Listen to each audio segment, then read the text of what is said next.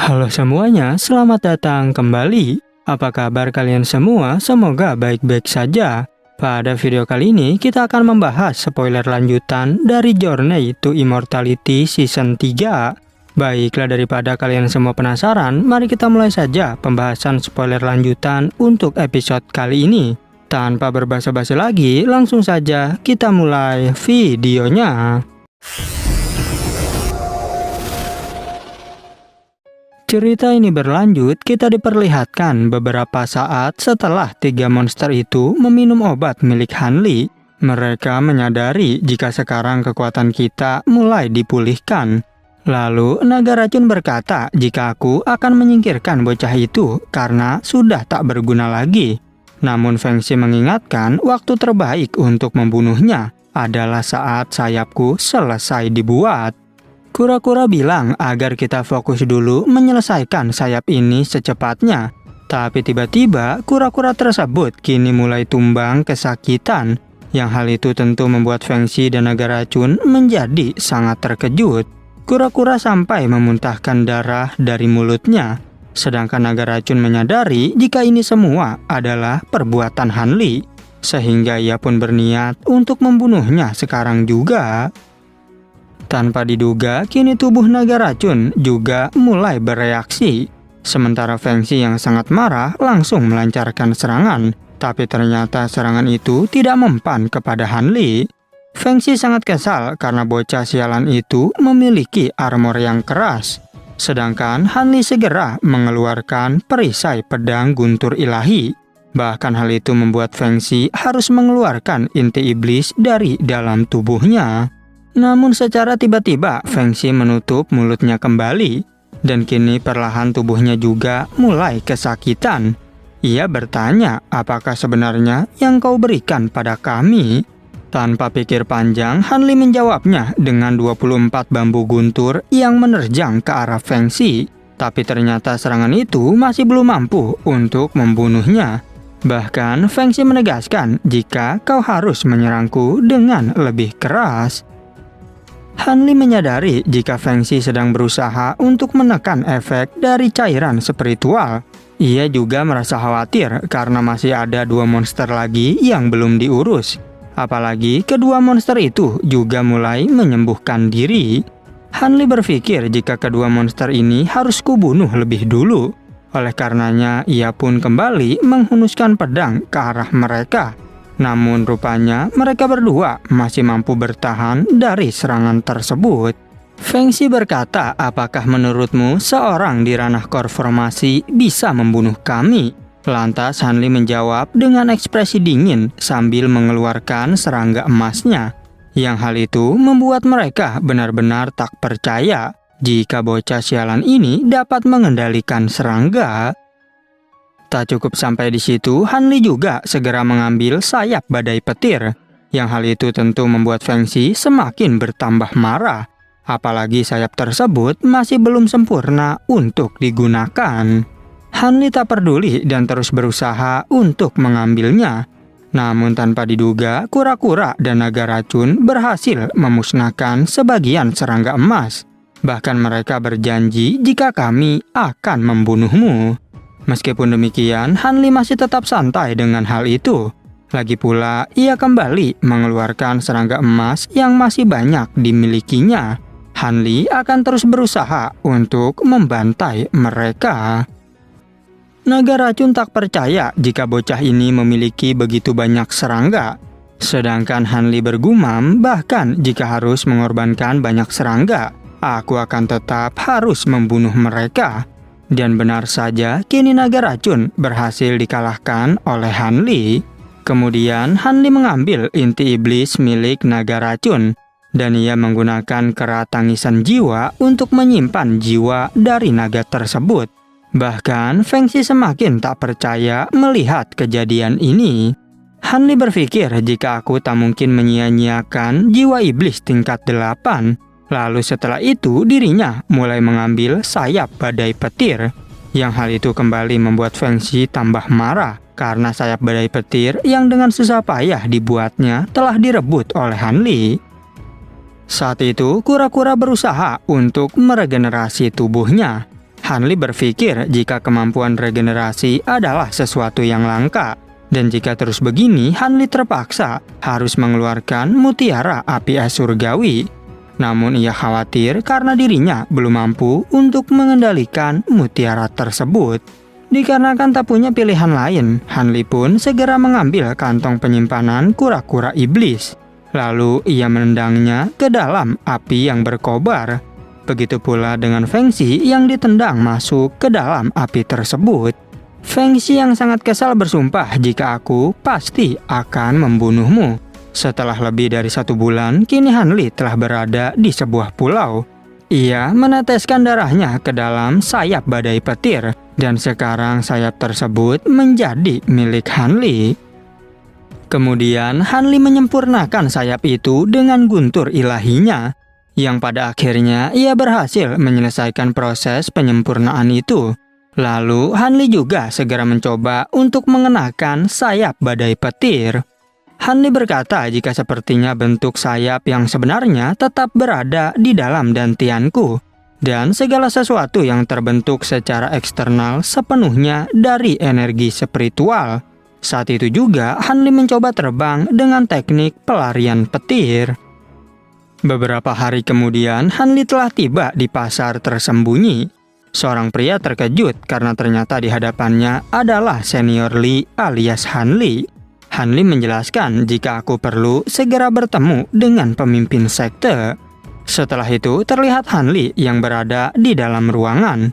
Ia berpikir jika seharusnya aku aman tinggal di sini untuk malam ini. Namun ia penasaran mengapa Nyonya Van memintaku untuk tetap tinggal. Han Li teringat jika arai teleportasi milik Nyonya Van belum bisa digunakan. Karena tanpa batu spiritual mereka tak dapat membuatnya. Dan jika seperti ini, maka Han Li perlu waktu bertahun-tahun untuk kembali ke laut dalam. Tak lama setelah itu, datang Nyonya Van yang mengetuk pintu. Tanpa diduga, ia membuka sedikit pakaiannya untuk menggoda Han Li. Dirinya berkata, mengapa senior masih belum tidur? Dan sepertinya Anda sudah tahu jika aku akan datang ke sini. Han Li berkata, apakah sebenarnya yang ingin kau bicarakan? Namun Han Li mengingatkan jika aku tidak tertarik pada apapun selain arai teleportasi. Secara tiba-tiba Nyonya Van mengetahui jika di hadapannya ini adalah tetua Han Li. Han Li bertanya, bagaimanakah caramu mengenaliku? Karena pada levelmu saat ini tak mungkin bisa melihat penyamaranku. Nyonya Van menjawab, jika aku tak bisa mengetahui dari penampilan Anda, melainkan dari aroma yang ada pada tubuh Anda. Nyonya Van memberitahu sejak diriku masih kecil, aku bisa membedakan aroma yang berbeda-beda dari setiap orang. Saat di pasar, aku memang terlalu jauh untuk mengenali Anda, tapi sekarang aku dengan mudah bisa mengetahuinya. Han Li bilang, karena sekarang kau sudah tahu, jadi aku tak perlu lagi untuk berakting. Nyonya Van berkata, jika sepertinya Anda tidak menyetujuiku menjadi pemimpin sekte.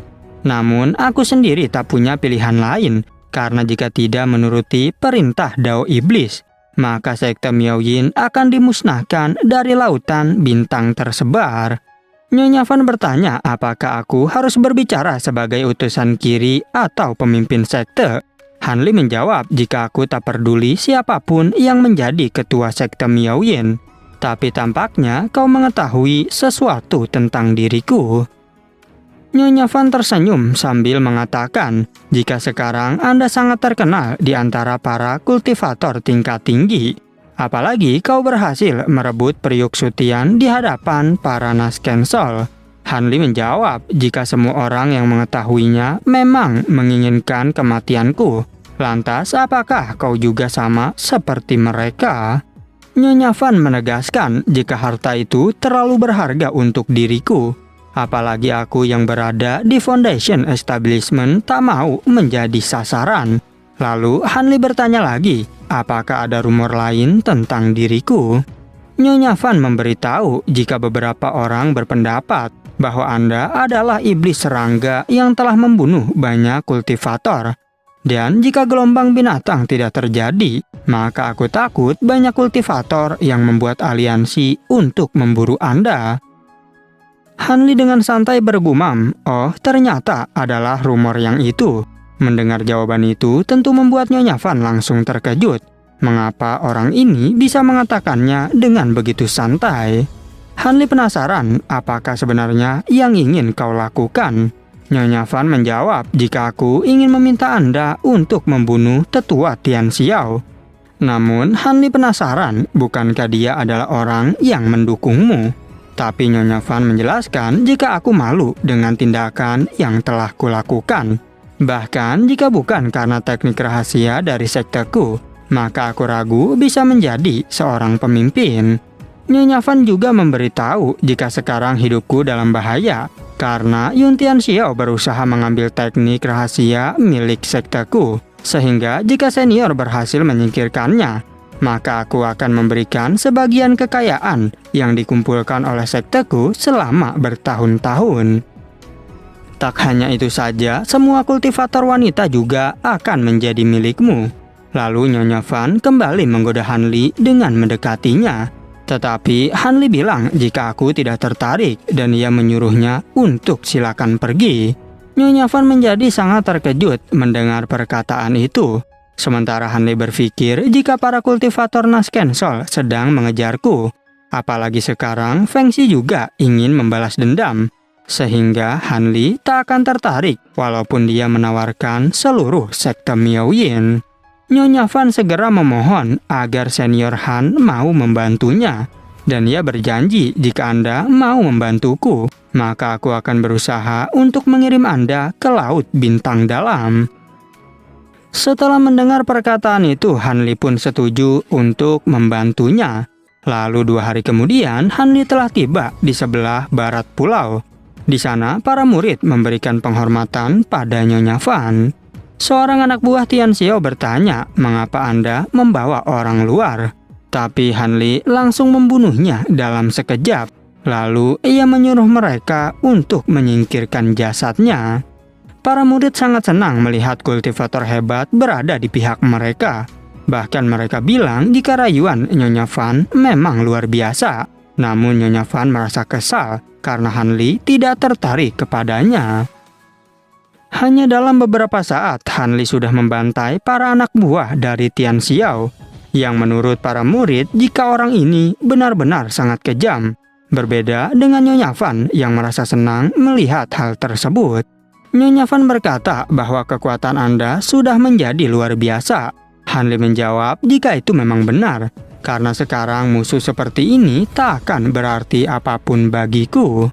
Hanli bertanya, "Lantas apakah ini adalah arai teleportasi yang kau bicarakan?" Nyonya Van menjawab, "Yang tersisa hanyalah menempatkan batu spiritual. Maka setelah itu teleportasi ini siap digunakan." Ia juga memberitahu tempat tujuan teleportasi ini dijaga oleh sekte Dao Iblis. Namun Hanli tidak terlalu khawatir dengan hal itu. Karena selama bukan para Naskensol yang menjaganya, maka aku akan baik-baik saja. Hanli menyuruh Nyonya Van agar Master Arainya segera menyelesaikannya dengan cepat. Sebab setelah membunuh Tian Xiao, aku ingin bergegas menggunakan teleportasi itu. Nyonya Van pun langsung melaksanakan perintah tersebut. Setelah beberapa hari menunggu, Hanli mulai berpikir, mengapa energi angin kekacauan belum juga menghilang? Mungkinkah Feng Xi berbohong ketika dia menjelaskan hal itu? Hanli ingin menggunakan serangga emas untuk memakannya. Tapi untuk saat ini, ia harus mengabaikannya lebih dulu. Meskipun dirinya merasakan hal buruk tentang ini. 5 hari kemudian, Nyonya Van mendapatkan pesan suara dari muridnya. Dia mengatakan jika kita punya masalah karena Tian Xiao kembali bersama dengan Master Miao He. Yang hal itu tentu saja membuat Nyonya Van menjadi khawatir. Nyonya Van bertanya apakah yang harus kita lakukan, karena kita tak mungkin mundur setelah membunuh para anak buah Tian Xiao. Namun Nyonya Van yakin jika Hanli memiliki rencana karena dirinya terlihat begitu tenang. Hanli menjawab jika ini terlalu beresiko karena Master Miao He adalah seorang Naskensol. sehingga ia pun berniat untuk menghindari pertempuran secara langsung. Tetapi Nyonya Van memohon agar Hanli memikirkan rencana lain. Hanli merasa jika aku bisa lolos dengan mudah menggunakan sayap badai petir. Namun diriku tetap ingin menggunakan arai teleportasi. Lantas ia bertanya apakah hubungan Tian Xiao dengan Master Miao He. Nyonya Van menjawab jika mereka tidak memiliki hubungan apapun. Sehingga jika Hanli membunuhnya, maka Master Miao He harusnya tak akan bertindak. Lagi pula, selama Tian Xiao tidak meminta bantuan, maka dia tak akan terlibat dalam urusan kita. Hanli menyuruh Nyonya Van untuk membawa Tian Xiao ke kamar sebelah, karena nanti aku yang akan membunuhnya dengan cepat. Sedangkan Nyonya Van harus bertugas untuk menenangkan Master Miao He. Nyonya Van pun mengerti dengan rencana tersebut. Sebelum pergi, Hanli bertanya apakah kau akan memberitahu identitasku pada Master Miao He. Namun, ia mengingatkan jika orang tua itu tak akan cukup untuk menahanku. Sehingga jika aku menemukanmu lagi, maka kau harus merasakan akibatnya. Nyonya Van menjawab bahwa aku bukanlah seorang pengkhianat. Oleh karena itu, Anda tidak perlu khawatir, karena aku tak akan mengingkari janjiku. Dan pada akhirnya, spoiler untuk episode 128 pun bersambung. Oke, cukup sekian. Terima kasih untuk video kali ini dan sampai jumpa di video berikutnya.